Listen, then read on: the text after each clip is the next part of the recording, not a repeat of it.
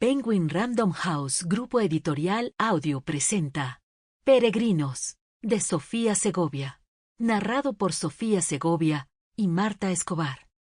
Ilse. Del 26 de enero de 1936 al 25 de marzo de 1938. 1. La niña. En el primer soplo, la vida duele. ¿Cómo no llorar la primera vez que la luz lastima los ojos o la primera vez que se siente el roce seco del aire en la piel? ¿Cómo no llorar cuando los pulmones se llenan de oxígeno frío y desconocido? Cuando los ruidos suaves que antes llegaban a los oídos inundados llegan duros, sin filtros.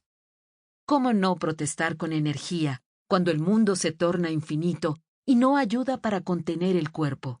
Hasta ese día tan ajustado, tan sostenido, tan abrazado en la oscura suavidad del interior de la madre. La niña empezaba a acostumbrarse a ello, y quizá hasta a disfrutar de la vida en brazos de su madre, cuando la llevaron a la iglesia a darle nombre. Ese día, en que todo estaba por venir, el agua bendita de su bautizo mojó con bendiciones su frente y regó el suelo de Prusia Oriental.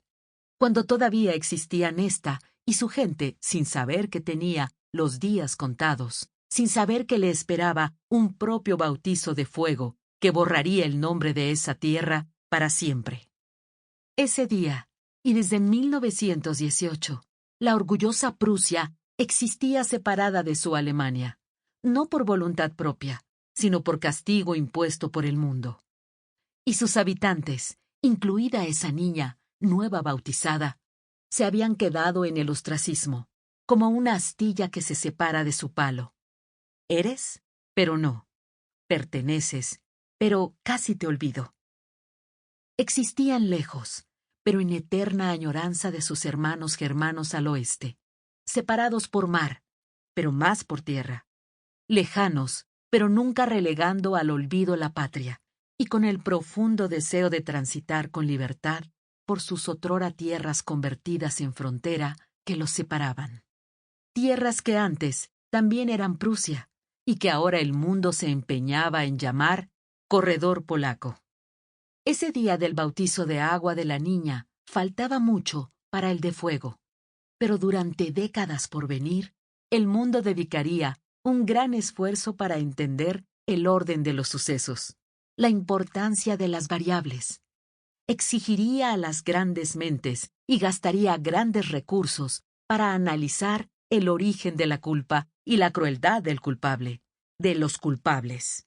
También dedicaría selectos silencios para hacer olvidar la intolerable del propio delito. Y prometería que todo lo acontecido nunca más volvería a suceder. Poco se hablaría de que esa era una promesa fallida que ya se había hecho una ocasión anterior tras castigar al agresor, al perdedor. A la niña para siempre le gustaría el nombre que le habían escogido.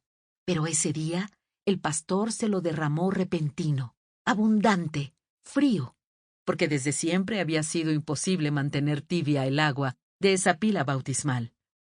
Lo dejó caer sobre su frente tibia sin miramientos. El apelativo se adhirió a ella para siempre, gracias a esa agua y a miles de bendiciones. Pero el golpe helado fue brutal y le arrancó a Ilse un grito que se convirtió en un llanto que no cesó sino hasta concluida la ceremonia.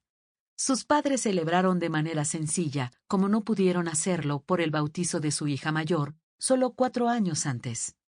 ¿Cuánta diferencia hacen 4 años?, pensaron, mientras ponían la mesa para 6 invitados y mientras emanaba el delicioso aroma del ganso al horno. Qué lejana el hambre de su infancia y juventud. Qué bien escogido su canciller que había salvado a Alemania de la escasez. Ese mismo día, muy lejos de ahí, Madame Titchener, periodista francesa, hacía al taciturno líder una rara entrevista para una revista de su país. No hay un solo alemán que quiera la guerra. La última nos costó 2 millones de muertos y 7,5 millones de heridos. Aunque hubiéramos sido los victoriosos, ninguna victoria hubiera valido la pena por ese precio, declaró él. Sample complete. Ready to continue?